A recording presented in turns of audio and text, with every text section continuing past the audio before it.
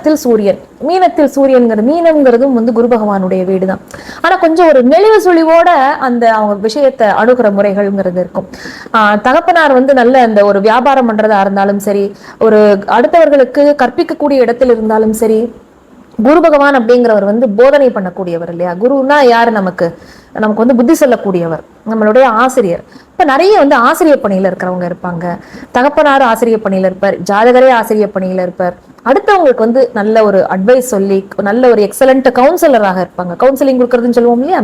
அந்த மாதிரி அவங்களுக்கு அவங்களுடைய மனம் சார்ந்த விஷயங்களுக்கும் சரி, அவங்களுடைய வாழ்க்கை சார்ந்த விஷயங்களுக்கும் சரி, படிப்பு சார்ந்த விஷயங்களுக்கும் சரி, நல்ல ஆலோசனை சொல்பவர்களாக இருப்பார்கள். பெரிய பெரிய அரசு பதவிகள்ல பெரும் தனத்தை கையாள்பவர்களாக இருப்பார்கள். ரொம்ப ஒரு அதிகார பதவிகளில் இருப்பவர்களாக இருப்பார்கள். நிறைய பேர் பெரிய மத போதகர்களாகவும் அந்த மாதிரி ஒரு மதம் சம்பந்தப்பட்ட விஷயங்களை அடுத்தவர்களுக்கு சொல்லக்கூடியவர்களாகவும் ஆன்மீக பணியிலையும் நிறைய பேர் இருப்பாங்க. குருனாலே ஆன்மீகம் தான் இல்லையா? அதோடைய குருவுடைய வலுவையும் பொறுத்து அவர்களுடைய உத்தியோகமும் அந்த மாதிரி அமையும்.